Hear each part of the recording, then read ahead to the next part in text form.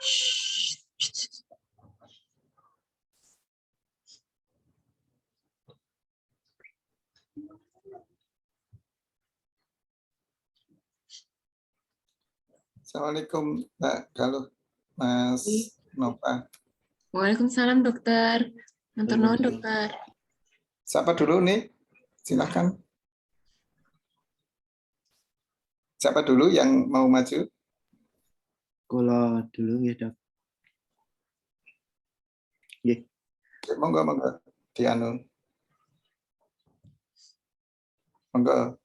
Dokter, sebelumnya ini kan kasus saya sama Galuh ini kemarin yang non psikotik sama, Dok. Nggak apa-apa nggih, Dok? Nggak apa-apa. Nggih, ampun.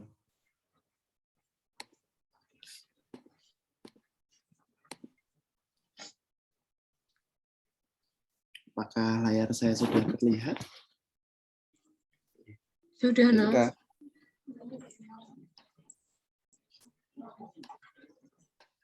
Baik. Assalamualaikum warahmatullahi wabarakatuh. Waalaikumsalam. Baik, pada malam hari ini saya Nova Dendarestiana akan mempresentasikan kasus non-psikotik dengan diagnosis F3.2.3 episode depresi berat dengan gejala psikotik. Baik, langsung saja. Dengan identitas pasien Nyonya L, usia 29 tahun, alamatnya di Bantul, jenis kelamin perempuan, agamanya Islam, pekerjaannya online trading, pendidikan SMK, pas status pernikahan sekarang janda, tanggal masuk RS 18 November 2021.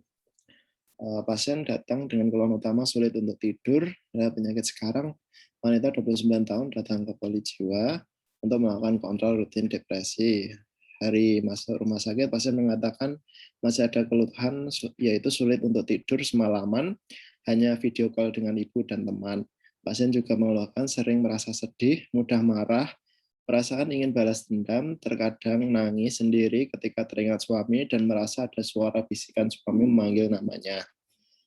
Pasien juga masih merasa kehilangan minat ketika beraktivitas. Pasien juga sempat berpikir untuk bunuh diri dan bahkan membunuh orang. Semua keluhan tersebut dirasakan pasien sejak 9 bulan yang lalu setelah diceraikan suami dan menikah lagi. Pasien tinggal bersama orang tua dan adik. Pasien masih dapat merawat diri dengan baik seperti makan dan mandi sendiri. Dari penyakit dahulu, pasien menderita hipertiroid, terus pernah kejang waktu SD, hipertensi disangkal, diabetes mellitus disangkal, penyakit jantung disangkal, ulat merokok, penggunaan alkohol dan zat adiktif disangkal. Dari penyakit keluarga, dari psikiatri disangkal, penyakit jantung tidak ada, hipertensi tidak ada, diabetes mellitus tidak ada. Dari pribadi dan sosial, pasien merupakan seorang lulusan SMK dan sudah pernah menikah 5 tahun, namun belum dikaruniai anak. Status pernikahan saat ini telah cerai sejak Februari 2021. Pasien tinggal bersama orang tua dan adik, hubungan dengan keluarga dan tetangga baik. Untuk pemeriksaan status mental, kesadaran kompas mentis, keadaan umum, perempuan sesuai umur, rawat diri baik, kooperatif, duduk di kursi dengan tenang, kadang menangis sendiri saat wawancara. Orientasi orang baik, tempat baik, pasien mengetahui dirinya berada di RSUD, waktunya juga baik, situasi baik, pasien mengetahui bahwa ia berada di RSUD Bantul untuk periksa. Sikap dan perilaku kooperatif, pasien duduk saat diwawancara dan menjawab semua pertanyaan dari pemeriksa. Ada kontak mata antara pasien dan pemeriksa, sikap normoaktif, perilaku saat wawancara terkadang menangis. Untuk afek dan mood, afeknya appropriate dan moodnya dysphoric. Untuk arus pikir koheren, isi pikirnya realistik, bentuk pikirnya realistik, progresi pikirnya koheren, persepsi halusinasi auditorik. Untuk gangguan memori tidak ada, perhatian mudah ditarik dan dicantum, insight-nya derajat 3. Dan untuk diagnosis multiaksial, aksis 1 F32.3 episode depresi berat dengan gejala psikotik, Aksis 2 tidak ada diagnosis, aksis 3 tidak ada diagnosis, aksis 4 status perkawinan cerai, aksis 5 GAF 80 sampai 71 karet gejala sementara dan dapat diatasi disabilitas ringan dalam sosial, pekerjaan, sekolah, dan lain-lain. Diagnosis bandingnya skizoafektif tipe depresif, terus F dan gangguan campuran ansietas dan depresi. Dan untuk tata laksananya, farmakologi mendapat fluoxetine 20 mg, terus clozapine 100 mg satu kali sehari pada malam hari, diazepam 5 mg, dan haloperidol 1,5 mg. Dan tinjauan pustaka, depresi merupakan salah satu bentuk gangguan jiwa pada alam perasaan afektif mood yang ditandai kemurungan, kesedihan, kelesuan, kehilangan gairah hidup, tidak ada semangat, dan merasa tidak berdaya, perasaan bersalah atau berdosa, tidak berguna, dan putus asa.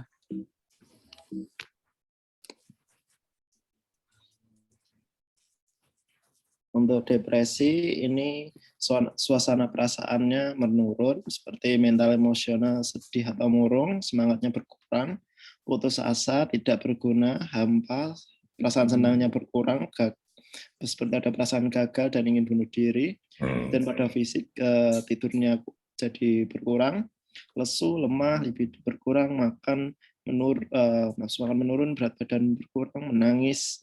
Terus untuk sosial dia yang biasanya menarik diri, ketahanan emosi, sensitif, irritable, produktivitas, prestasi belajar salah guna, mangkir atau absen. Untuk prevalensinya pada perempuan lebih banyak dibanding laki-laki kejadian depresi. Nah ini untuk epidemiologinya, pada wanita lebih muncul 2 kali lebih banyak dibanding pria, tapi pria itu lebih cenderung ke bunuh diri. Nah di Amerika itu 17 orang pernah mengalami depresi pada suatu saat dalam hidup mereka, dengan jumlah penderita saat ini lebih dari 19 juta orang, dan data WHO tahun 1980 20% sampai 30% dari pasien rumah sakit di negara berkembang mengalami gangguan mental emosional seperti depresi. Dan penyebab depresi ada dari faktor biologi seperti genetik, perubahan neurotransmitter atau neuroendokrin yang seperti contohnya ada norepinefrin dan serotonin yang mengakibatkan terjadi gangguan mood. Terus ada perubahan struktural otak, penyakit, kelemahan fisik, terus ada hormonal seperti contohnya kalau wanita kehamilan. Untuk faktor psikologi seperti tipe kepribadian, dependent, perfeksionis, introvert, relasi interpersonal, disharmoni keluarga, pemikiran irasional, menyalahkan diri sendiri atas ketidakberuntungan, sehingga individu itu yang mengalami depresi cenderung menganggap bahwa dirinya tidak dapat mengendalikan lingkungan dan kondisinya sendiri. Untuk faktor pencetus, peristiwa kehidupan berduka seperti perpisahan, kehilangan orang dicintai, kesulitan ekonomi, perubahan situasi atau pindah rumah, stres kronis, disfungsi kehidupan berkeluarga.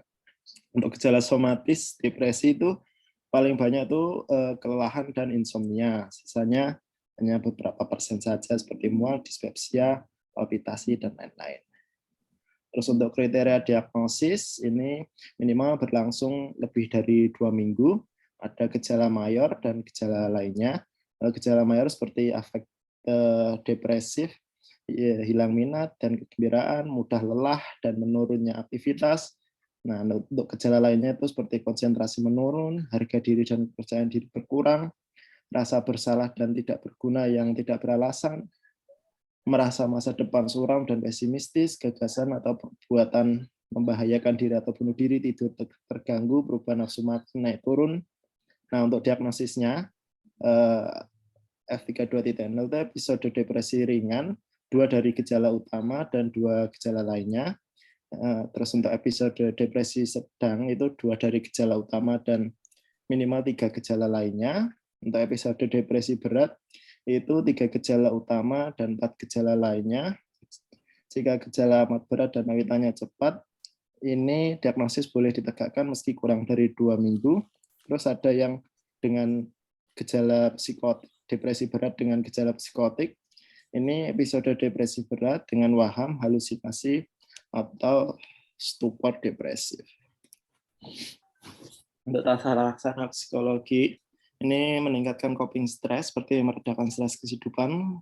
Misalnya kalau ada konflik keluarga bisa dilakukan konseling keluarga, untuk konflik interpersonal bisa diedukasi keluarganya dan komunitas, untuk peristiwa kehilangan dan kekecewaan ya bisa diedukasi untuk kurangi ansietas dan hentikan konsumsi obat-obatan terlarang serta alkohol. Untuk tata laksana farmakologi ini tujuannya adalah mengubah hormon di dalam otak seperti nanti efeknya bisa memperbaiki tidur, memperbaiki konsentrasi, meningkatkan tenaga, lebih baik dan mengurangi ansietas. Nah ini untuk jenis dari obat yang bisa digunakan antidepresan. Ada golongan SSRI seperti fluoxetine, sertralin, fluoxamine, dan ada trisiklik seperti amitriptilin, maprotilin. Kemudian ada golongan SNRI, duloxetine, venlafaxine, ada golongan 5 seperti moclobemid.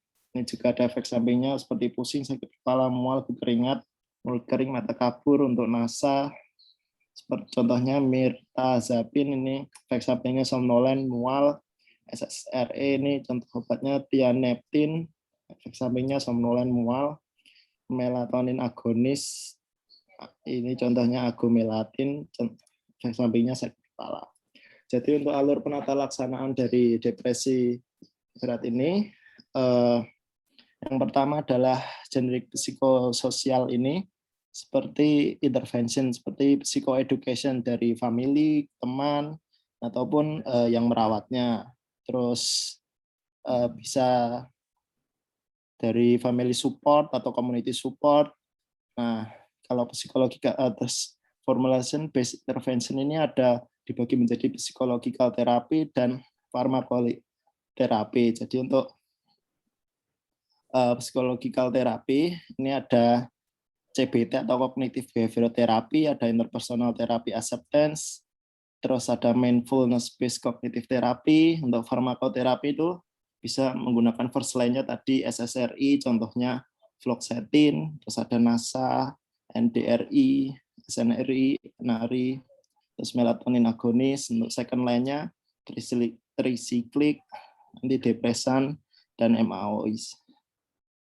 Terus step 2, ini bisa jika ini gagal bisa dikombinasi antara farmakoterapi dan psikological terapi, kemudian bisa ditingkatkan dosis antidepresannya, terus bisa ditambah dengan antipsikotik dan kombinasi antidepresan, atau bisa menggunakan kalau ada RTMS atau yang namanya RTMS itu kayak terapi untuk stimulasi otak menggunakan magnet pada area otak tertentu.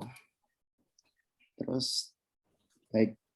Nah, ini untuk penggantian golongan SSRI ke MAOI itu biasanya sebaiknya membutuhkan waktu 2-4 minggu istirahat atau ya biasa dinamakan washout period untuk mencegah timbulnya serotonin malignant syndrome.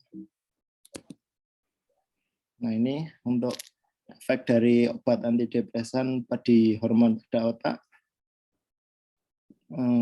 SSRI itu lebih ke ini ada pengaruhnya ke serotonin. Terus untuk efek samping obat antidepresan itu bisa menyebabkan sedasi, efek antikolinergik seperti mulut kering, retensi urin, penglihatan kabur, konstipasi, takikardi. Efek adrenergik alfa itu seperti perubahan EKG, hipotensi. Efek neurotoksis seperti tremor halus, gelisah, agitasi, overdosis atau intoksikasi trisiklik, atropin toxic syndrome, eksitasi SSP, hipertensi, hiperpireksi, konfusi. Tindakannya biasanya gastric lavage, diazepam 10 mg, prostigmin untuk mengatasi efek antikolinergik dan monitoring EKG. Baik, terima kasih. Sekian presentasi dari saya. Baik. Baik, Mas Indra. Ya, dokter. Ini berdasarkan apa yang dijumpai pada pasien ini sehingga Mas Indra ke arah depresi. Oh, iya. Jadi dari anamnesis ini pasien ini lebih menonjol pada bagian gejala depresifnya. Jadi ada di sini ketika di wawancara efek depresifnya itu terlihat banget. Dia menangis, terus tiba-tiba menangis sendiri saat wawancara, terus merasa perasaannya tuh sedih, terus mana ya tadi pada kriteria. Jadi ada, terus saya tanyakan untuk dia tuh lebih senang di kamar, hilang minat itu kayak gitu Dok. Terus jadi untuk aktivitas pun sekarang lebih sering di rumah karena kerjaannya ya cuma kerja online. Terus dia merasa tidurnya terganggu. Jadi kalau saya lebih memilih depresi karena gejala depresinya lebih menonjol ketimbang gejala psikotiknya, sehingga saya mengarahkan ke depresi yang tipe berat, tapi karena ada halusinasi, tapi halusinasinya hanya auditorik pun, auditoriknya dia kan suaranya seperti cuma memanggil nama saja, tidak menyuruh membunuh atau apa, enggak berat seperti itu, cuma memanggil nama, jadi enggak terlalu menonjol menurut saya dokter, ngoten dokter. Baik. Mungkin Mbak Galuh ada pertanyaan? Ini dokter izin bertanya kepada Novada. Ya Nov, tadi kan kalau nggak salah di bagian diagnosis banding ya Nov. Itu tadi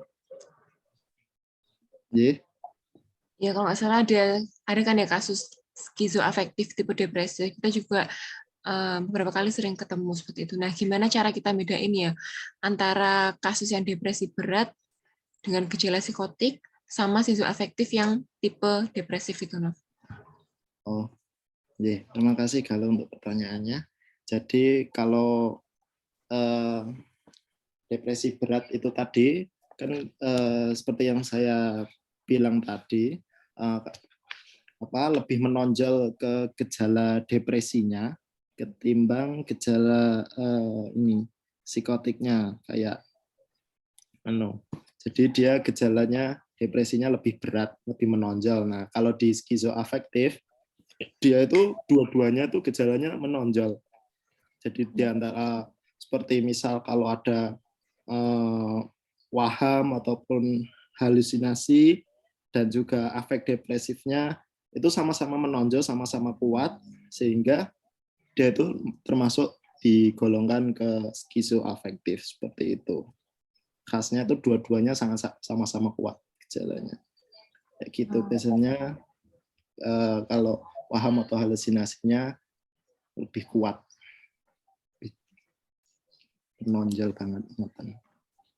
Apakah kalau yang depresi berat dengan gejala psikotik nggak menonjol gejala psikotiknya, Mas?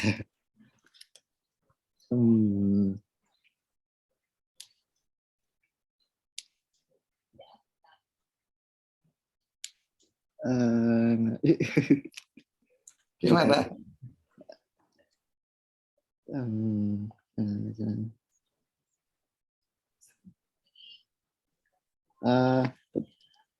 Tetap ada dokter, tetap ada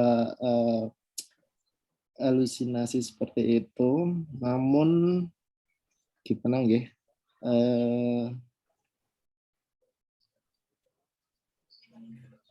Jadi kalau di sini itu kalau di episode depresi berat dengan gejala psikotik itu harus memenuhi kriteria seperti ada waham, halusinasi. Nah, wahamnya itu seperti kayak melibatkan ide seperti tentang memperbuat dosa ataupun ada contoh kemiskinan, malapetaka seperti itu dokter. Terus merasa pasien itu merasa bertanggung jawab atas suatu hal, Terus kalau misalnya tadi halusinasi auditorik itu dia suara-suara seperti menghina, menuduh, atau bau kotoran, daging busuk. Terus ya seperti itu dokter. Terus jika diperlukan tuh biasanya waham atau halusinasinya dapat ditentukan sebagai serasi atau tidak serasi dengan afek. Kayak gitu dokter. Kalau saya masih bingung. Nah, bedanya gimana ya? Jelas. Sebetulnya kan mudah ya Mas. Jadi sisoafektif. Kalau siso berarti ada gejala schizofrenia. Oh, ya enggak? Kalau gejala schizofrenia harus tahu ciri khas dari schizofrenia itu apa. Apa Mas kalau schizofrenia? Dimut dulu. Apa kira-kira? Kalau schizofrenia itu ada kayak ini ada waham seperti waham tentang dirinya dikendalikan, terus ada kayak contoh isi pikirannya itu kayak meloncat-loncat kayak gitu. Terus seperti bukan itu isi pikirannya, terus ada kayak halusinasi auditorik juga, contoh menyuruh pasien ataupun berkomentar tentang pasien yang tidak, terus ada kalau misal waham yang kejar pasien seperti di apa ya kayak disalahkan ya kayak gitu. Terus ada seperti ya.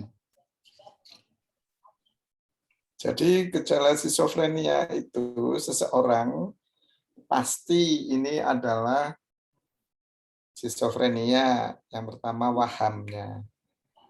Wahamnya itu waham bisar. Waham bisar tahu kan? Aneh gitu. Ya tadi kan ada satu seperti tadi ya, yaitu ada macam-macam kan, thought of broadcasting, thought of withdrawal, thought of echo dan sebagainya itu ya. Itu kalau ada wahamnya. Kalau kemudian wahamnya tidak ada, ya, tidak ada waham besar, maka kita lihat apakah halusinasi dengar khas daripada schizofrenia adalah tentang dirinya. Jadi pertama tentang dirinya atau bunyi peluit. Udah. Kalau itu seperti itu berarti dia itu schizofrenia gitu loh. Nah, kemudian kalau kemudian dia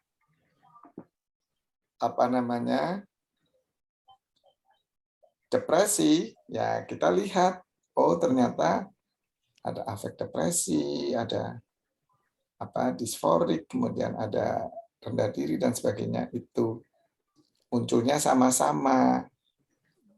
Jadi maksudnya begitu, schizofrenia dan depresi. Depresi itu kan gangguan afektif, sehingga dikatakan gangguan sisoafektif. Gitu. Ya, dokter. Kalau depresi berat. Tapi kalau dia dengan gejala psikotik, maka psikotiknya bukan skizofrenia.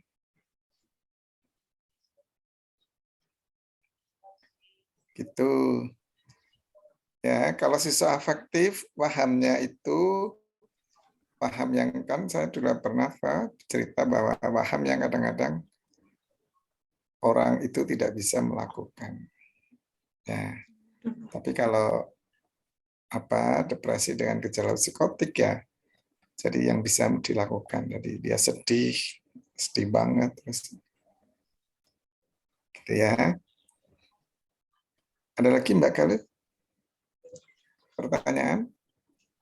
Ini dokter sudah terjawab tadi dokter. Ada lagi? Sudah ya? Kalau menurut Mas Nova, ini terapinya ada benar apa enggak ya? Kalau terapi ini fluoxetine ini golongan SSRI, antidepresan menurut saya sudah benar. Terus untuk clozapine ini kan untuk untuk psikotik yang gejala positif dan bisa positif, bisa plus, bisa positif, bisa negatif.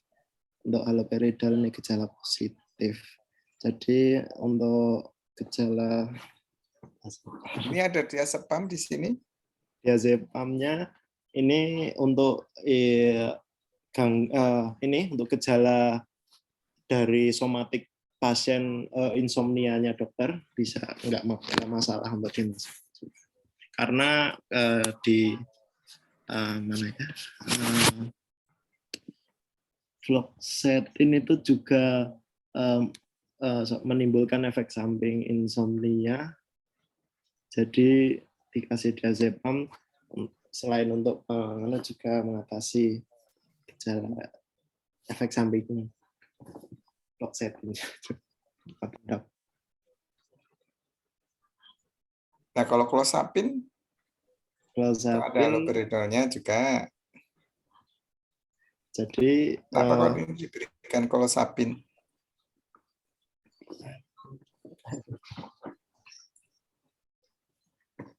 Untuk clozapine ini masuk yang golongan obat APG2 gitu. Jadi untuk mengontrol gejala positif dan negatif kalau pada psikotik. Jadi pada pasien ini itu gejala negatifnya kan soalnya seperti apa ya? Untuk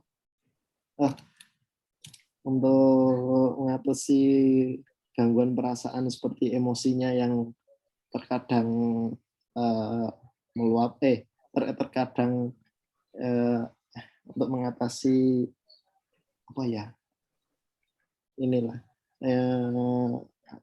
perasaan sedih, gangguan perasaannya si pasien, sama kalau gejala positifnya kan bisa dari haloperidol dan clozapine ini seperti halusinasi tadi, dok, untuk mengatasi halusinasinya.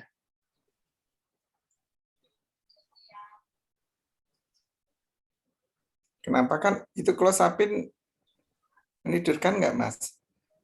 Clozapine efeknya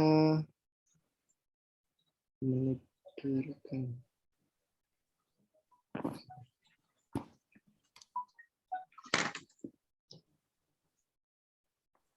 Efek samping clozapine.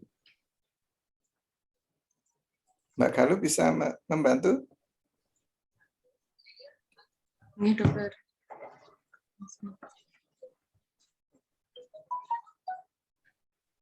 Iya, dok, ada efek ngantuk, dok, untuk menidurkan juga. Nah ya, sehingga diazepamnya perlu nggak ya? Jadi double nanti, dok, kalau mungkin ini dokter pertimbangannya sebelumnya pasien juga mendapat obat yang ini sebentar, sebelumnya tuh pasiennya mendapat clozapine dan diazepam juga, tapi dia masih mengeluhkan insomnia. Dokter mungkin kalau diazepamnya nggak dikasih malah tambah nggak bisa tidur, mungkin pertimbangannya seperti itu.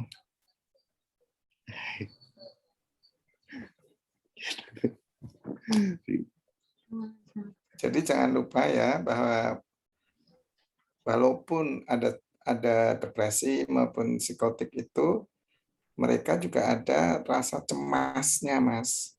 Oh, gitu. Jadi ini kan cemas dan depresi kan dua hal yang selalu berdekatan, toh. Nggih. Sehingga itu tadi kita berikan anti cemas. Lah karena ini dia insomnia, kita berikan anti cemas yang long acting, golongan benzodiazepin. Tuh, kita berikan diazepam. Jangan lupa bahwa kalau dia susah tidur, pasti dia akan cemas kan juga. Bingung kan kenapa aku nggak tidur itu loh. Sehingga diberikanlah diazepam. Karena itu anti anxiety, kemudian ada ini, gitu ya. Ini tadi tata laksananya yang ideal apa, Mas? Yang ideal tetap kalau antidepresannya tetap menggunakan fluoxetine, dokter, karena menurut penelitian itu efikasi dan acceptance skor dari fluoxetine itu lebih stabil. Kayaknya skornya tuh 1. Saya pernah baca di salah satu jurnal. Sehingga tetap menggunakan SSRI yang fluoxetine antidepresannya. Kalau misalnya Mas Nova sudah jadi dokter ya, kemudian ada pasien seperti ini, kemudian keluarganya bertanya, Dok, apakah keluarga saya bisa sembuh ya? Gitu. Jawabannya apa, Mas?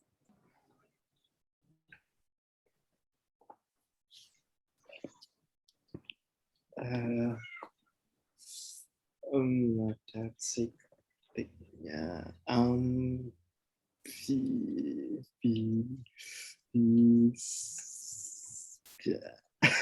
Kan gitu toh. Misalnya Mas Nova sakit kan juga tanya toh. Iya, dokter. Saya sembuh berapa hari ya atau gimana? Misalnya kemarin pusing, sakit itu kan mesti bertanya toh. Iya, dokter. Saya sakit apa ya, Dok? Itu misalnya. Terus kira-kira berbahaya apa enggak, sembuh apa enggak, kan juga itu hal yang apa ya? Yang normal kan? Hampir semua kan bertanya begitu lah. Iya, dokter. Nah, terus jawabannya gimana kalau misalnya Mas Nova ditanyakan?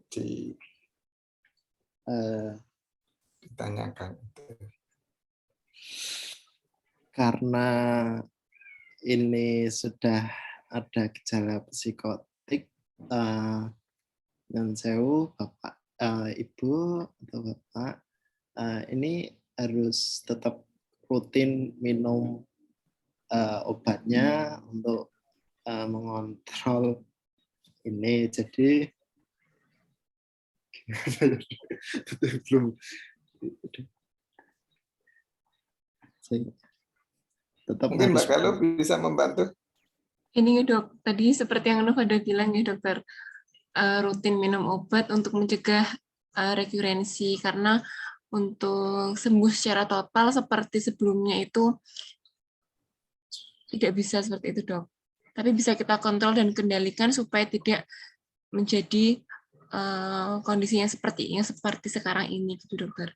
Jadi tetap bisa, jadi Bapak atau Ibu tetap bisa beraktivitas normal, tetap menjalankan fungsi sehari-hari, aktivitas sehari-hari, pekerjaan tetap bisa, asalkan tadi rutin berobat supaya mencegah munculnya gejala lagi seperti itu, mungkin dokter. Berarti berapa lama harus saudara saya itu berobat? Oke, dokter. Gitu toh. Keluarganya pasti nanya gitu. Harus dilakukan follow up dan pemantauan gitu, Dok, untuk pasien depresi ini. Kalau dari yang saya baca, terapinya ada fase akut, lanjutan, kemudian pemeliharaan gitu, Dok, atau maintenance. Jadi nanti ini fase akutnya harus, jadi ini Bapak masih dalam kondisi fase akut nih Pak, ini perlu obat sampai 10 minggu. 10 minggu, kemudian nanti kita evaluasi terlebih dahulu Pak sebelum kita berikan perlu ditingkatkan dosis obatnya atau perlu dikurangi dosis obatnya seperti itu. Jadi ditata laksana di bagian fase akutnya terlebih dahulu dokter selama 10 minggu. Kalau sudah 10 minggu ternyata nggak sembuh, gimana, Mbak? Bisa saja, Pak? Bisa, dokter. Nah, terus gimana?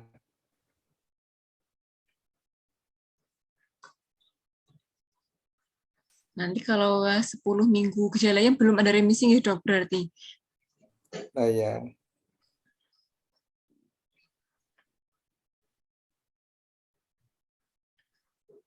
Nanti gimana? Dilanjutkan dokter terapinya dok. Sambil kita evaluasi terkait kepatuhan pasien mengonsumsi obat dan tata laksana yang lainnya dokter, karena kan tata laksana pada pasien ini tidak hanya tentang obatnya dok, tapi ada psikososialnya, dari supporting sistem pasien, kemudian dari lingkungannya, seperti itu dok. Kita evaluasi terlebih dahulu dokter kalau misalnya gejalanya belum berkurang. Baik. Prognosinya gimana Mbak Nova, Mas Nova? Remisi dari depresi. Prognosis. Prognosis. Prognosisnya hari ini itu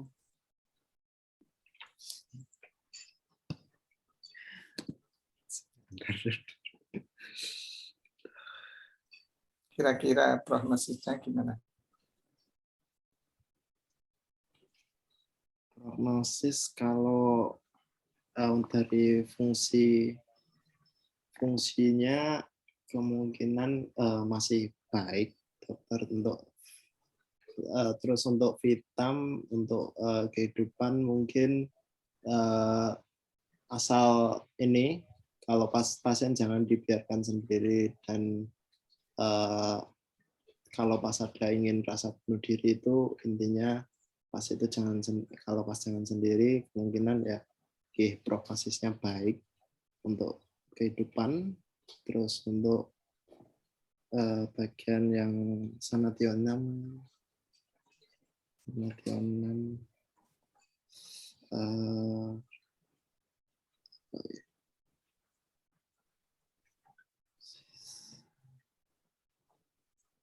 sama juga.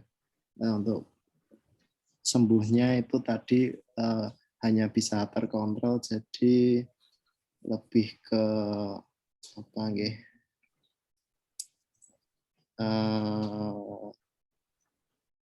Apa ya? Tetap sembuh berarti nggak bisa, hanya terkontrol berarti apa ya? Malam gitu. Buruk gitu. Ya dokter.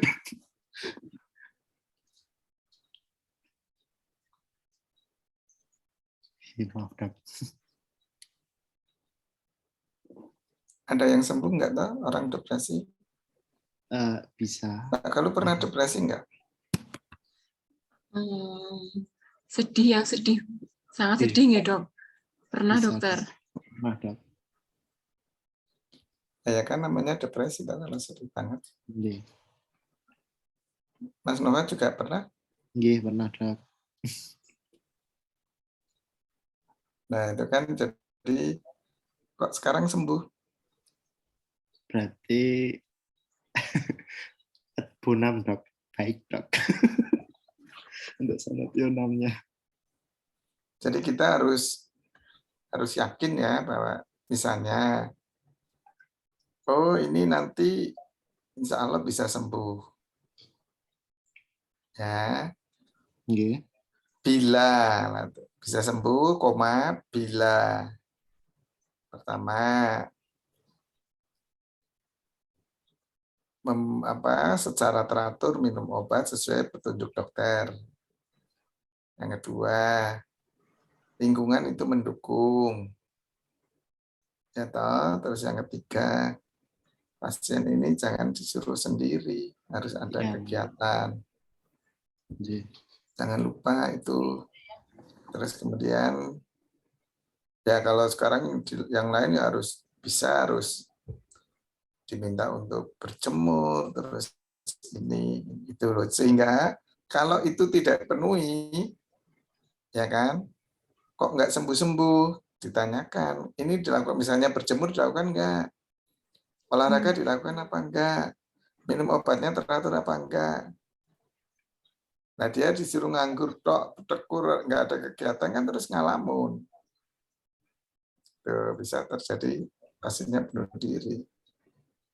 Ini saya sekarang juga lagi merawat pasien laki-laki bunuh diri, gantung diri.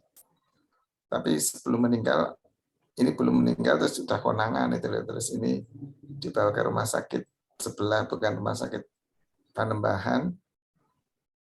Kemudian di ICU 3 hari. Sekarang sudah recovery, tinggal depresi dengan psikotik dulu. Gitu ya. Jadi kita memberikan suatu kepastian pada pasien dan keluarganya. Ya. Tapi ada syaratnya gitu loh, Mbak. Ya, Mas Nova. Jadi harus, kalau saudaranya atau pasien ini bisa baik, bisa sembuh, bila yang muda aja, berjemur, olahraga, kemudian kalau dia Islamnya sholat tahajud atau sholat mendekatkan diri pada yang di atas, berdoa. Kalau dia Kristen juga ke gereja dan sebagainya. Tuh, terus kita dukung sportif grupnya, jadi jangan dicuekin, jangan dimarah-marah. Biasa aja, tapi jangan ini gitu ya. Sehingga kalau misalnya jadi dia kemudian diberi kegiatan di rumah, kalau di desa itu kan banyak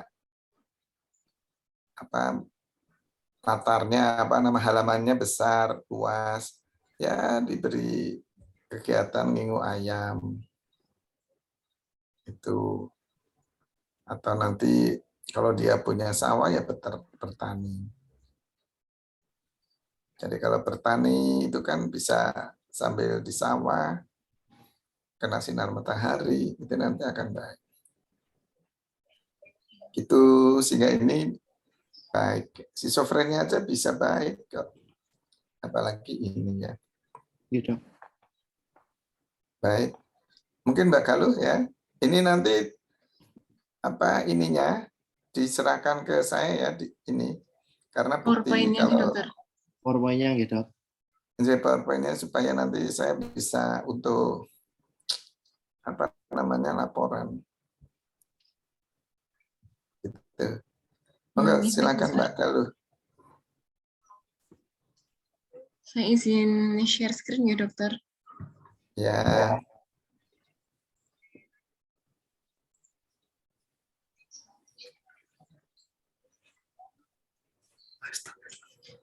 Sudah muncul belum ya, Dok? Sudah. Ya, baik. Bismillahirrahmanirrahim. Assalamualaikum warahmatullahi wabarakatuh. Pada kesempatan kali ini saya Galuh Siprasa Fitri di sini untuk mempresentasikan kasus yaitu depresi berat dengan gejala psikotik. Sebelumnya ingin mengucapkan terima kasih kepada Dr. Yoga sudah menyempatkan waktu pada malam hari ini untuk bisa hadir di dalam forum Zoom ini. Baik, langsung saja untuk identitas pasien. Pasien bernama Nona F, jenis kelaminnya perempuan, berusia 18 tahun, beragama Islam, pekerjaannya seorang pelajar, kemudian statusnya belum menikah, beralamatkan di Jetis, Bantul. Untuk tanggal pemeriksaannya sendiri pada tanggal 18 November 2021. Untuk anamnesisnya sendiri sebab dibawa ke rumah sakit ini kontrol rutin ke dokter. Untuk riwayat mereka sekarang ini wanita 18 tahun datang ke Polijiwa RSUD Panembahan Senopati Bantul untuk melakukan kontrol rutin. Hari masuk rumah sakit pasien mengatakan masih sering merasa sedih, ada keinginan untuk bunuh diri dan kadang mendengar suara bisikan dan tidak terdapat sulit tidur. 3 hari sebelum masuk ke rumah sakit, pasien mengatakan ada teman laki-laki yang memegang tangan pasien, kemudian pasien merasa ketakutan dan menangis. Pasien merupakan seorang pelajar kelas 2 SMK dan saat ini sedang PKL di kantor pos. Pasien mengatakan dulu merasa kehilangan minat ketika beraktivitas, takut bertemu dengan orang lain, sering merasa sedih dan selalu merasa tidak berguna. Pasien saat ini tinggal bersama ayah, ibu, kakak, dan juga adik. Pasien masih dapat merawat diri dengan baik seperti makan dan mandi sendiri. Untuk riwayat penyakit dahulunya, riwayat sakit serupa tidak ada. Untuk tensi tinggi, gula tinggi, penyakit jantung, dan MAH disangkal. Untuk riwayat merokok, penggunaan alkohol, dan zat adiktif juga disangkal. Riwayat penyakit keluarga, riwayat psikiatri dalam keluarga disangkal. Riwayat sakit serupa juga disangkal. Riwayat gula tinggi, tensi tinggi, asma maupun alergi juga disangkal. Riwayat personal sosial, aktivitas pasien sehari-hari bersekolah, kelas 2, kelas 12, dan saat ini sedang PKL. Untuk masa prenatal dan perinatalnya, pasien merupakan anak ketiga dari 4 bersaudara lahir secara spontan. Untuk masa kanak awalnya yaitu usia 0-3 tahun, pasien diasuh oleh orang tua dengan penuh kasih sayang. Pada masa kanak pertengahan, yaitu usia 3-11 tahun, pasien tidak mempunyai kebiasaan menghisap jempol ataupun mengompol, pasien tidak dimanja oleh orang tua. Jadi pada usia 10 tahun, pada saat kelas 4 SD ini, pasien pernah menjadi korban bullying di sekolah. Pada masa kanak akhir, pada usia 11-18 tahun, pasien menjadi pribadi yang pendiam dan susah bersosialisasi di sekolah maupun di lingkungan rumah. Untuk riwayat masa dewasa, riwayat keagamaan sendiri, pasien beragama Islam dan selalu sholat 5 waktu. Untuk riwayat pendidikannya, pasien bersekolah kelas 2 SMK dan tidak mengalami kesulitan dalam proses pembelajaran di sekolah. Untuk riwayat pekerjaan sendiri, pasien belum bekerja, saat ini sedang PKL. Untuk riwayat aktivitas sosial, pasien sulit untuk bersosialisasi dengan lingkungan, baik itu di sekolah maupun di rumah. Pasien sulit bergaul dengan teman sebaya. Untuk riwayat hukumnya, pasien tidak pernah terlibat kasus hukum. Untuk riwayat situasi hidup sekarang, pasien tinggal bersama ayah, ibu, 2 kakak, dan 1 adik. Hubungan keluarga kurang harmonis karena ayah pasien sering memukul ibu pasien, dan ayah ini juga beberapa kali melakukan pelecehan seksual kepada pasien ketika di rumah. Untuk pemeriksaan status mentalnya sendiri, kesadarannya kompos mentis dan keadaan umumnya perempuan sesuai usia dengan rawat dirinya baik, duduk dengan tenang di kursi, tidak tampak gelisah. Untuk orientasi orangnya baik, tempat juga baik, pasien mengetahui dirinya ada di Poli Jiwa RSUD Panembahan Senopati Bantul, untuk orientasi waktu juga baik, untuk orientasi situasi juga baik. Untuk sikap dan perilakunya kooperatif, pasien duduk dengan tenang saat dilakukan wawancara dan menjawab semua pertanyaan pemeriksa. Ada kontak mata antara pasien dengan pemeriksa, sikap pasien normoaktif. Untuk afek dan moodnya, afeknya luas, appropriate, dan moodnya disforik. Untuk bentuk pikirnya realistik, dengan isi pikirnya realistik, untuk progresi pikirnya tidak dapat mutisme maupun blocking, dan secara kualitatif ini koheren. Untuk persepsinya sendiri terdapat halusinasi auditorik, pasien sering mendengar bisikan-bisikan dan ajakan untuk bunuh diri seperti itu. Gangguan memori tidak ada, untuk insight-nya sendiri derajat 4. Untuk diagnosis bandingnya yaitu F25.1 yaitu skizoafektif tipe depresif dan F20.6 skizofrenia simplex. Untuk diagnosis multiaksialnya aksis 1 F32.3 yaitu episode depresi berat dengan gejala psikotik. Kemudian aksis 2-nya ini gangguan kepribadian tidak ada diagnosis, kemudian aksis 3 juga tidak ada diagnosis, aksis 4 ini masalah psikososial, jadi ada masalah dengan keluarga. Untuk aksis 5 dia masuk global assessment fungsional 90-81, di mana di sini gejalanya minimal, berfungsi baik, cukup puas, tidak lebih dari masalah harian yang biasa. Kemudian tata laksananya sendiri pasien diberikan Nopres itu fluoxetine 20 mg, kemudian diberikan risperidon 2 mg dan diberikan juga haloperidol 1,5 mg. Kemudian berikutnya itu adalah tinjauan pustaka. Jadi depresi sendiri adalah gangguan atau kelompok kondisi klinis yang ditandai adanya perubahan suasana perasaan, baik itu mood, afek, suasana perasaan ke arah depresif atau menurun. Jadi depresi ini merupakan suatu masa terganggunya fungsi manusia yang berkaitan dengan perasaan yang sedih dengan gejala penyerta termasuk adanya perubahan pada pola tidur dan nafsu makan, psikomotor, konsentrasi, kelelahan, rasa putus asa dan tak berdaya serta gagasan bunuh diri. Jadi depresi sendiri dia terjadi suasana perasaan menurun pada mental dan emosionalnya, pada fisik dan juga secara sosial. Untuk epidemiologinya sendiri, depresi ini merupakan diagnosis rawat jalan ke-7 tertinggi di dunia dan diperkirakan depresi diderita oleh 350 juta orang di seluruh dunia. Kemudian data dari The World Health Mental Health Survey memperkirakan 1 dari 20 orang pernah mengalami episode depresi. Dengan rasio perempuan dengan laki-laki yaitu 2:1, di sini lebih banyak perempuan dengan prevalensi 10-25%, sedangkan laki-laki 5-12%. Tetapi untuk kejadian bunuh diri lebih sering terjadi pada laki-laki, terutama usia muda dan tua.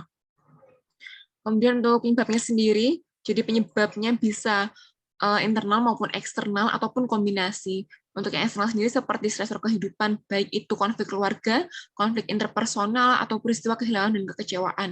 Atau secara internal terkait dengan adanya pengalaman buruk di masa lampau, kepribadian, dan adanya keturunan seperti itu. Obat-obatan terlarang dan alkohol juga bisa mempengaruhi kondisi pasien dan penyakit medis yang menyertai.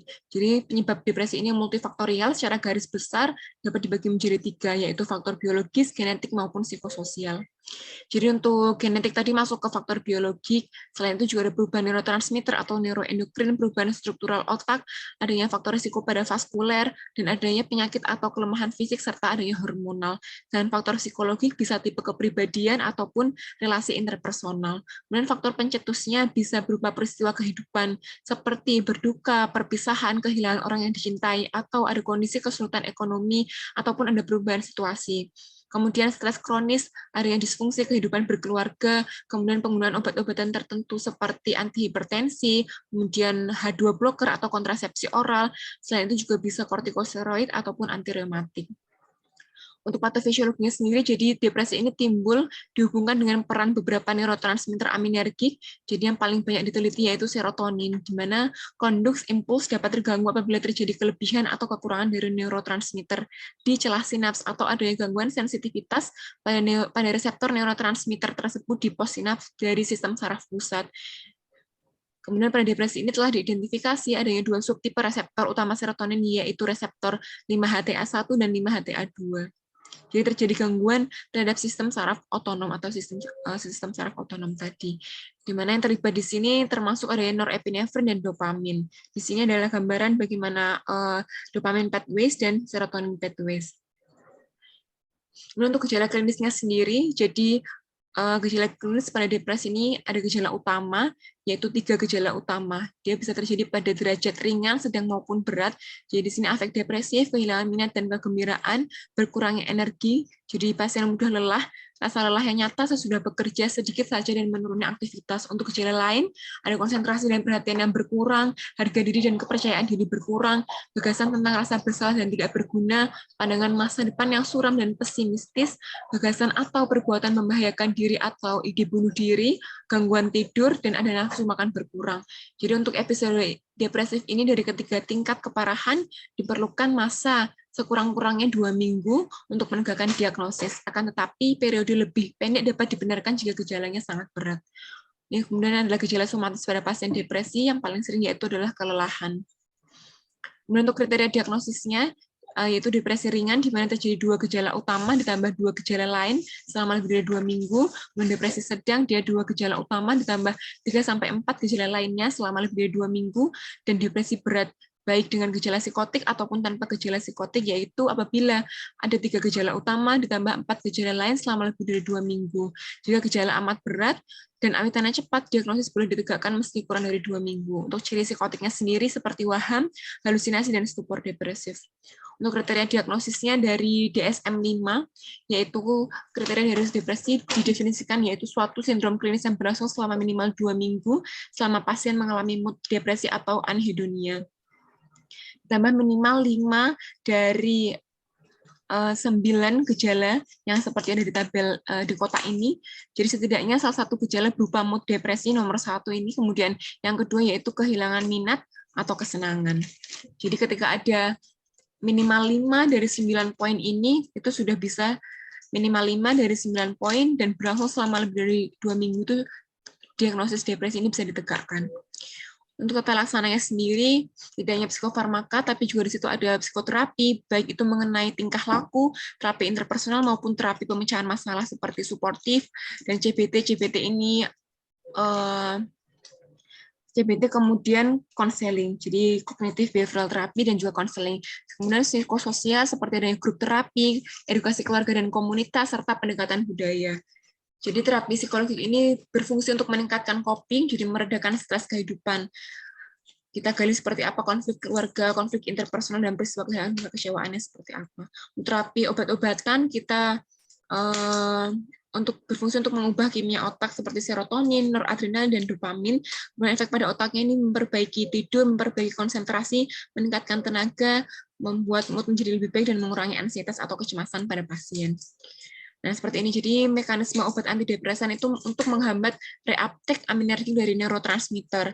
Jadi, menghambat penghancuran oleh enzim monoamin oksidase, sehingga menyebabkan terjadinya peningkatan jumlah aminergik transmitter pada sinaps neuron di sistem saraf pusat.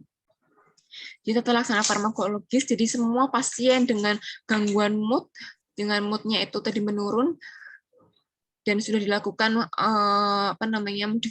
modifikasi lifestyle, dia ada depresi yang ringan atau dia adanya gejala yang menetap seperti itu, dan adanya gangguan minimal pada fungsi aktivitas sehari-hari, kita berikan intervensi secara psikososial tadi. Kita bisa berikan CBT atau cognitive behavioral therapy, dan diberikan seperti yang tadi ini, yaitu grup terapi seperti itu. Apabila pasien sudah depresinya itu sedang atau dia depresinya berat dan disertai adanya gangguan pada fungsi sehari-hari seperti itu, kita berikan intervensi psikososial, yaitu CBT dan IPT, dan kita berikan medikasi obat antidepresan. Dan untuk jenis obat-obatannya, yaitu ada SSRI, yaitu selective serotonin reuptake inhibitor seperti fluoxetine, sertralin, fluvoxamine, dan di sini ada dosis hariannya, dan efek sampingnya semua SSRI ini bisa menimbulkan insomnia, agitasi, sedasi, dan gangguan saluran cerna serta disfungsi seksual. Dan berikutnya bisa trisiklik atau tetrasiklik seperti amitriptilin, ini efek sampingnya yaitu antikolinergik. Kemudian bisa juga kita berikan SNRI, RIMA, NASA, dan juga SSRE dan melatonin agonis. Kemudian ini berikutnya yaitu adalah trisiklik antidepresan. Jadi di sini kita berikan inisial dose terlebih dahulu untuk amitriptilin 25-50 mg atau nortriptilin 10-25 mg. Kemudian kita bisa berikan selective serotonin reuptake inhibitor seperti fluoxetine, ini inisial dosenya itu 10 mg. Berikutnya itu adalah SNRI, selective norepinephrine reuptake inhibitor seperti venlafaxine dan juga bupropion. Untuk efek sampingnya sendiri itu adalah antidepresan generasi lama seperti trisiklik, ini profil efek samping merugikan seperti adanya antikolinergik, hipotensi ortostatik, kemudian gangguan konduksi jantung. Untuk antidepresan generasi baru ini untuk efek sampingnya relatif lebih baik. Keluhan tersering adalah sakit kepala, gangguan gastrointestinal, dan adanya interaksi obat khususnya berkaitan dengan metabolisme di hati. Kemudian efek samping antikolinergik seperti gangguan sensori dan fungsi kognitif, pandangan kabur, retensi urin dan mulut kering, dan efek samping kardiovaskular bisa adanya hipotensi ortostatik. Efek samping lainnya bisa pada pencernaan, bisa muncul mual, muntah, dan diare, adanya sedasi, agitasi psikomotor, gejala ekstrapiramidal, dan adanya sindrom hiperserotonin. Untuk manajemen gangguan depresi tadi,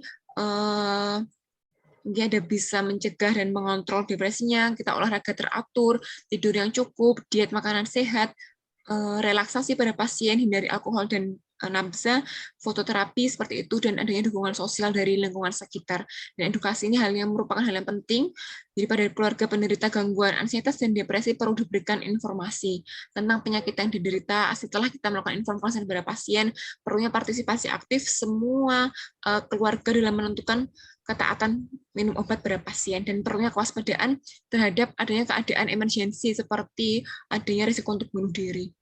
Nah, bagaimana cara kita untuk melakukan screening pada pasien depresi ini? Ada beberapa cara yang bisa kita gunakan seperti 2 question patient health questionnaire. Jadi selama 2 minggu ini apakah Anda merasa jatuh, depresi atau putus asa, dan selama 2 minggu ini apakah Anda merasa kurang minat atau gairah dalam melakukan sesuatu. Jadi questionnaire yang lainnya juga bisa seperti yang ada di gambar ini. Dan question patient health questionnaire ada 9 pertanyaan. Kemudian yang paling sering digunakan sebagai asesmen depresi itu adalah Hamilton Rating Scale of Depression. Di sini ada contohnya.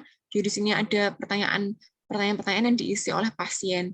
Ada depressed mood, kemudian feelings of guilt, suicide, insomnia, kemudian ada aktivitas dan pekerjaan sehari-hari seperti apa, apakah ada agitasi, ansietas, kemudian gejala-gejala pada genital, seperti itu nih. apakah ada penurunan berat badan, dan insight pada pasien seperti apa tuh perlu untuk ditanyakan seperti itu. Dan untuk skor totalnya apabila kurang dari 8 ini masuk ke dalam normal, kemudian 8-13 ini depresi ringan, 14-18 masuk ke dalam depresi sedang, dan ketika lebih dari 18 masuk depresi berat. Sekian presentasi dari saya. Kurang lebihnya mohon maaf. Terima kasih banyak. Wassalamualaikum warahmatullahi wabarakatuh. Waalaikumsalam. Mas Waalaikumsalam. Nova ada pertanyaan? Oh, enggak, dokter. Baik, untuk Galuh, saya ada pertanyaan. Itu nanti kalau misalnya nih, apa namanya, kita di fasilitas Vaskes tingkat pertama. Nah, kalau untuk memfollow up pasien-pasien dengan depresi seperti itu, gimana nggih pemantauan dan follow up-nya? Kayak gitu. Terima kasih. Terima kasih pertanyaannya. Jadi izin coba menjawab nanti. Jadi untuk follow up dan pemantauan pasien depresi ya, Nov. Kalau misalnya kita bertemu di Vaskes primer, kemudian ada pasien yang depresi, kita berikan tata laksana, itu jadi seperti tadi ya, untuk tata laksananya sendiri, kalau dari yang saya baca itu ada terapi fase akut. Itu biasanya berlangsung selama 6-10 minggu, kemudian terapi fase lanjutan, pada umumnya itu berlangsung selama 6-9 bulan setelah dimulainya masa remisi. Jadi gejalanya sudah turun, kita berikan terapi fase lanjutan tadi selama 9 bulan tadi. Dan terapi fase pemeliharaan dilakukan selama 12-36 bulan, berarti sekitar selama 3 tahun ya, penting untuk kita terus follow up pasien ini. Jadi dilakukan selama 12-36 bulan dengan tujuan untuk maintenance, untuk mengurangi resiko terjadinya rekurensi. Seperti itu. Sehingga pada pasien ini, apabila kita menemui pasien baru, kita berikan tata laksana, ini kan kita evaluasi, kita evaluasi fase akutnya ini. Tadi yang seperti sempat ketika Nova ada presentasi juga, kita periksa juga kepatuhan obat-obatan yang dikonsumsi pasien, kemudian secara sosialnya lingkungan sudah mendukung apa belum, dari keluarga seperti apa, aktivitasnya sehari-hari seperti dari Dokter Yoga Ngendiko juga berjemur.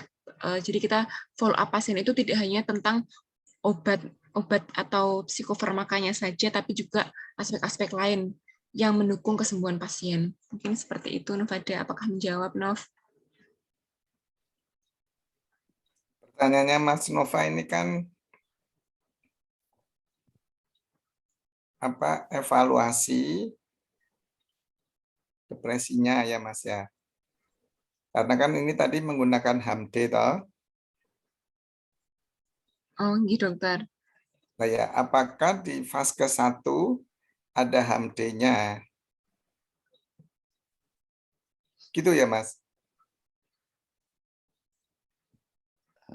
Kalau sepertinya kalau pertanyaan saya belum sampai situ sih Dok, cuma gimana cara follow up-nya. Kalau dokter nambahin seperti itu nggih monggo nggak apa Dokter. Ya kalau seperti itu gimana Mbak Galuh? Ini Dokter HAMD yang hidup di puskesmas nih Dok. Ada nggak? Kalau selama ini kan sudah pernah hidup di puskesmas juga, kemudian teman-teman sudah pernah melewati stase jiwa yang di puskesmas itu hidup, itu ada screeningnya, tapi screeningnya secara general Dokter, tidak spesifik HAMD seperti itu Dokter. Jadi screeningnya screening SRQ Dokter kalau di Vaskes primer setahu saya. Ya, sebetulnya saya pakai apa namanya, disertasi saya itu tentang bagaimana screening apa namanya, penderita depresi di Vaskes 1 di puskesmas. Jadi saya di apa namanya, karena di Sleman itu ada psikolog, hampir semua puskesmas itu psikolognya 1, ada yang 2, ada yang 3. Sehingga saya menggunakan anunya di situ. Ya kita memang menggunakan apa namanya kriteria yang tadi disebutkan itu ya, menggunakan ada saya membuat kriteria sendiri yang berdasarkan dari ini mile. Jadi saya ada sebuah jurnal, kemudian tapi secara longgar, kemudian saya persempit dari situ. Tapi sebetulnya itu di Sleman ya, sayangnya saya kemudian tidak mengembangkan ini karena saya terus jadi direktur, jadi nggak sempat. Sehingga oleh promotor saya disuruh keluar jadi direkturnya. Terus saya 1 kali, terus ya sudah. Terus nggak dilanjutkan, terus saya keluar. Tapi sayangnya saya terus kemudian waktu itu keluar dari PNS sehingga tidak kembali ke Sarjito. Nah, tapi sebetulnya kita gampang ya, oh ini masih depresi atau tidak. Lihat aja matanya. Jadi kalau pasien itu selalu menunduk, nah dia masih ada gampangannya begitu. Oh, ya dok. Kemudian main tangan, kemudian selalu menunjukkan itu inferior. Itu. Jadi kalau misalnya ada orang ke puskesmas misalnya berobat ke kita, tapi gesturnya itu selalu menunduk. Itu menunjukkan sebuah depresi. Di samping nanti apa namanya afeknya ya, pasti afeknya kan depresi. Tetapi yang paling mudah adalah dilihat, karena kalau di Vaskes kan nggak mungkin kita HAMD juga nggak ada, terus kemudian screening apa ya, kalau di Jogja sih pasti ada. Kemudian screeningnya itu juga punya saya juga dikembangkan, tapi sayangnya di Sleman ya, saya belum sampai ke DIY maupun itu. Kalau di Sleman sudah dikembangkan karena kerjasama dengan Fakultas Psikologi UGM dalam mengembangkan itu. Karena mereka kan ada mahasiswa psikologinya ya yang lagi mapro, magister profesi psikologi itu, sehingga kita saling bersinergi. Itu ya. Kemudian tadi Mbak Halo mengatakan ada otaknya bagaimana tadi? Yang tadi penyebab-penyebab organik tadi. Oke dok, saya izin share screen lagi. Patofisiologinya nggih dokter? Ya.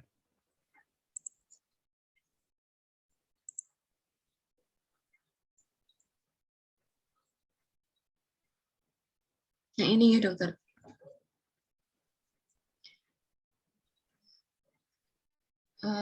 Untuk timbulnya depresi itu dipengaruhi satu lagi kayaknya. Nah, mundur lagi. Tadi yang kotak-kotak. Oh, maju, maaf. Lagi maju ya, terus lagi ke depan lagi, terus mundur tadi yang betul. Oh, yang ini ya dok. Iya, ini faktor biologik kan. Bagaimana tahu perubahan struktural otak?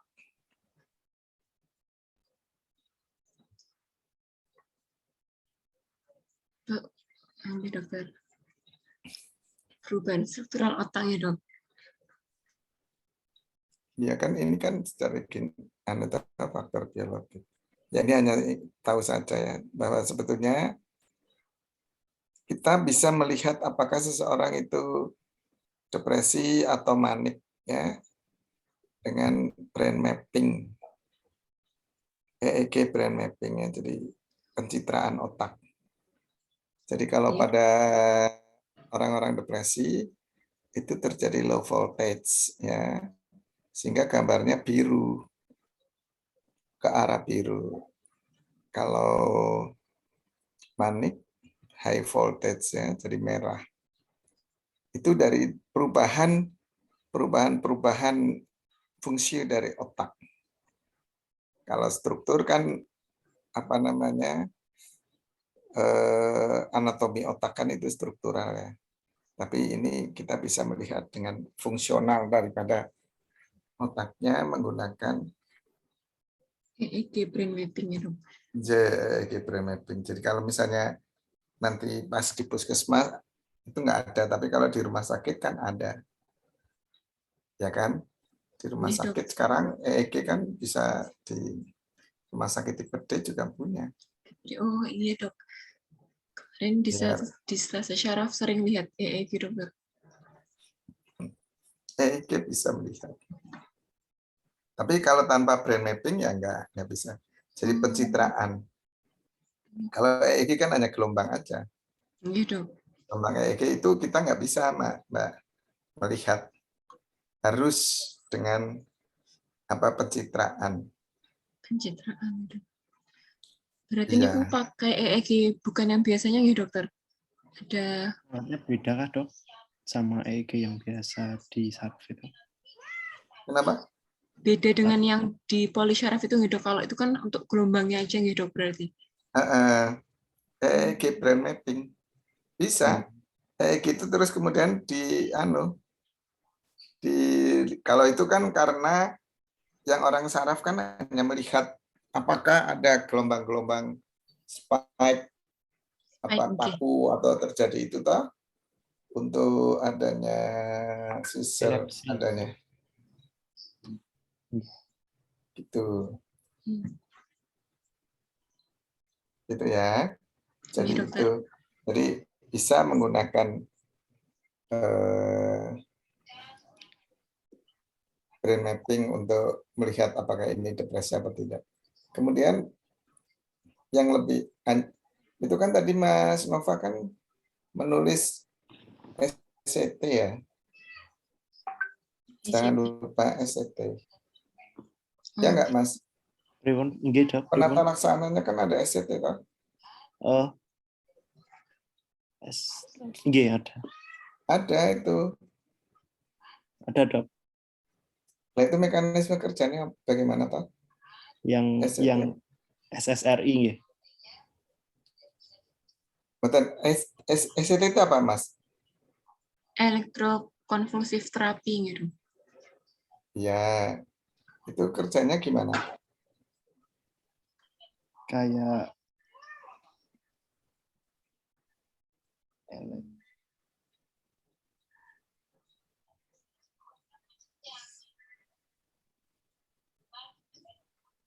Kayak apa?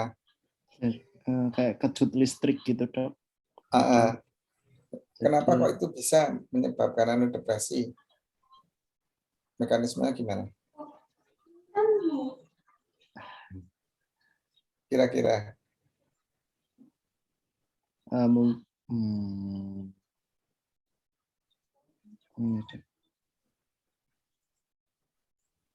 Ini kan SCT itu kan apa namanya?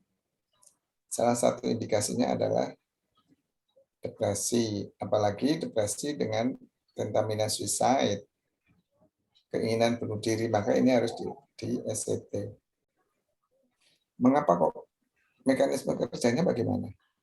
Kok bisa ya SCT itu untuk ini?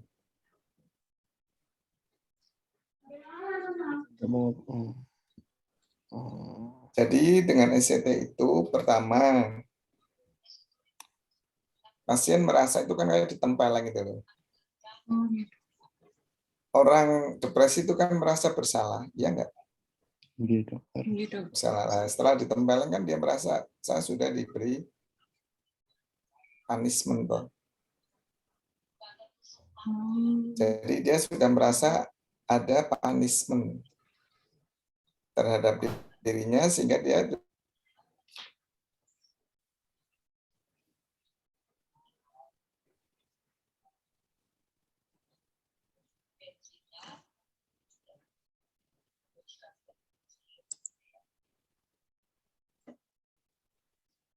karakternya kan terjadi kurang, adanya negatif aja, positifnya kurang itu. Nah, sehingga dengan adanya apa namanya, kan digelontor gitu loh Mas.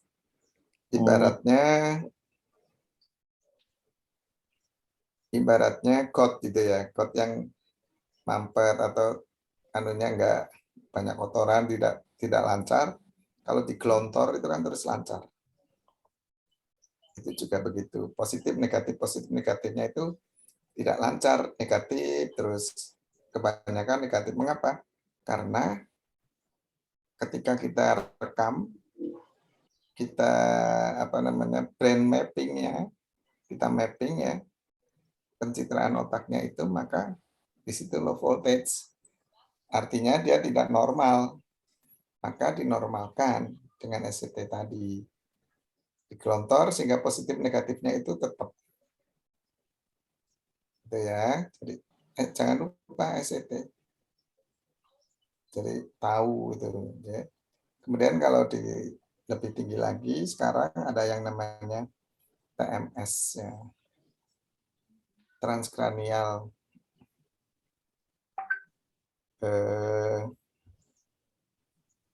jadi itu menggunakan, tapi malah TMS-nya itu digunakan oleh para neurolog yang menentukan kan psikiater sebetulnya. Transkranial service itu mesokortek service. Nah, di situ memang ini lebih hanya tahu saja bahwa dari situ dengan TMS beberapa kali ya, satu clear itu sekitar 6 sampai 10 kali itu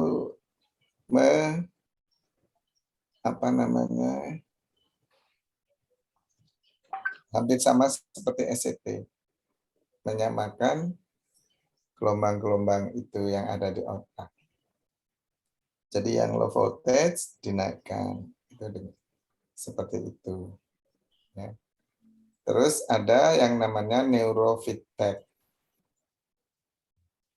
Itu neurofeedback itu lebih canggih lagi. Jadi pasien diberikan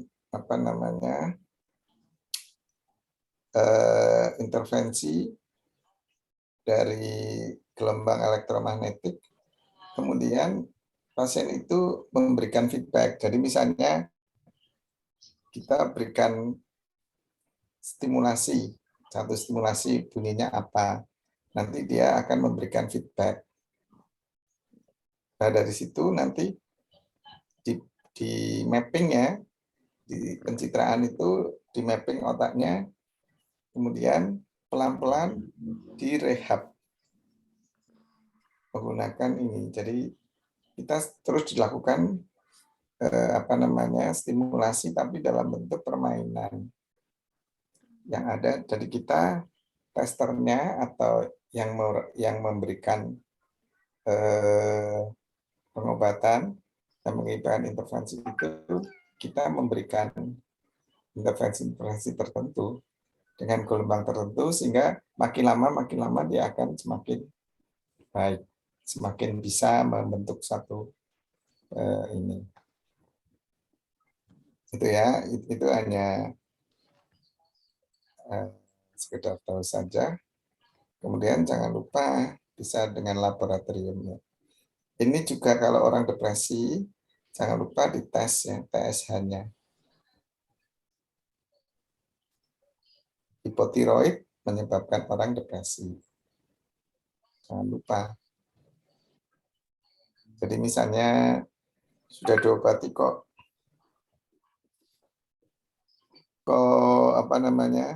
sudah diobati kok tetap aja seperti itu.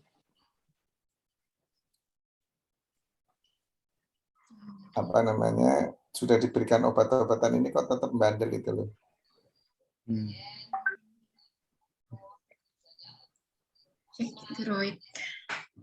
Ya, jadi misalnya kita udah memberikan obat-obatan antidepresan, ternyata tadi kan ada penyebabnya salah satu neurotransmitter, kemudian adanya fungsi dari endokrin, hormon, nah itu hormonnya, hormon tiroid. Itu sehingga diharapkan kita secara komprehensif. Tentu saja kalau pasiennya mampu. Kalau tidak, ya sudah.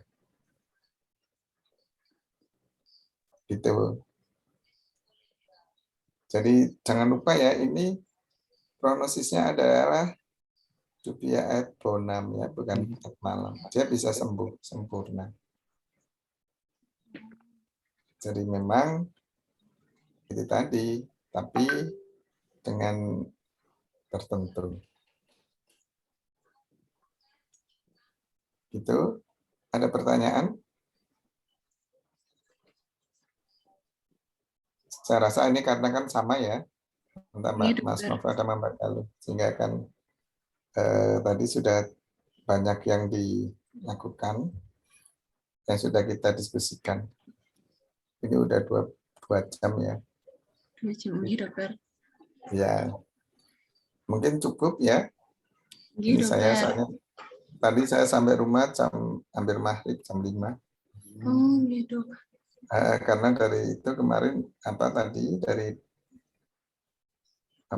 dari Rumah Sakit Panembahan langsung praktek di tumbuh kembang anak.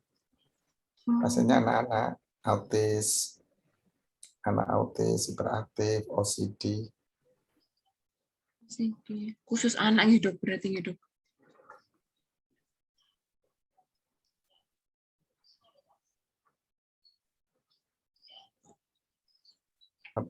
Capek sekali.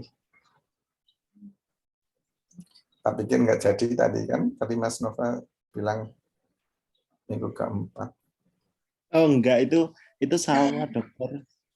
Hah? Itu yang minggu ke-4 itu Salwa ingin maju. Kalau ingin, ya, dok, ingin maju, kemarin ada yang belum selesai katanya dokter, dengan dokter juga.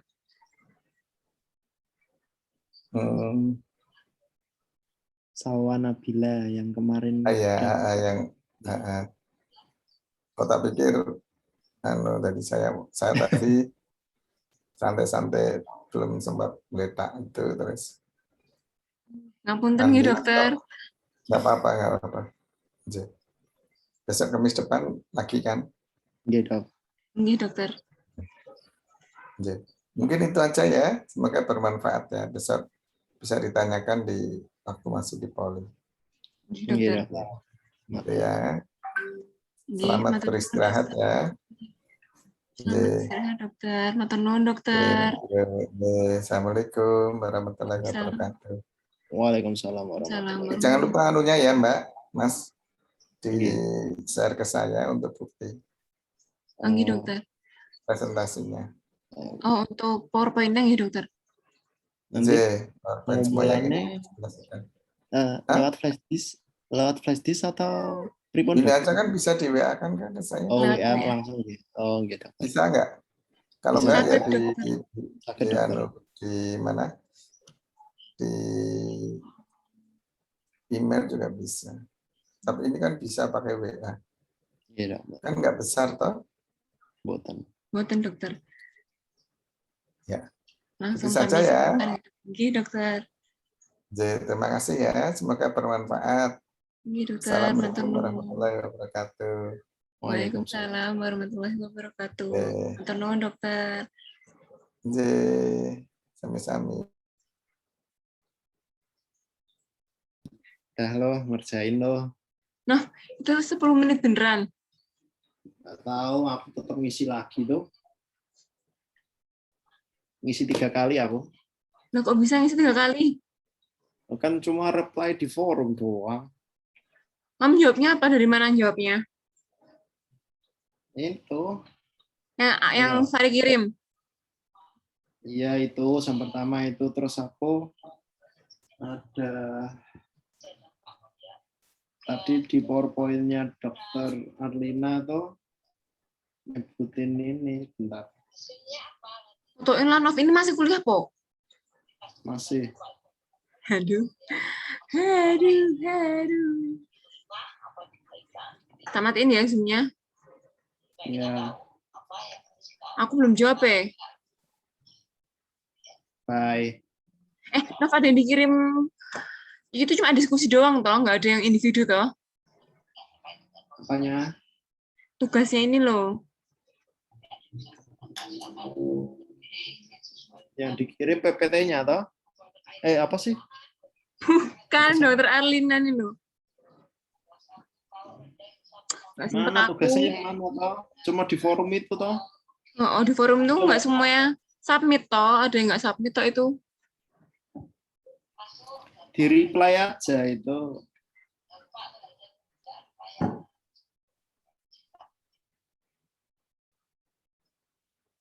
Oh, udah. Hari Prince ya. Udah, Assalamualaikum. Tak ini ya, Nov. Kasus 10 jam terjebak di lift RS Sarjito ini apa ya? Siapa? Ini loh, Salwa ngirim screenshot apa itu? Kok nggak ngirim ke aku? Di grup kok.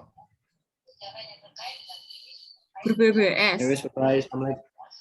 Ya udah nanti ngono aja lah. Nanti kabarin lah. Ono apa-apa. Sing lali Kirimin aku. Nov ngirim ke Dokter Yoga sekarang apa besok sih ya? Besok lah. Yaudah, Assalamualaikum. Salam.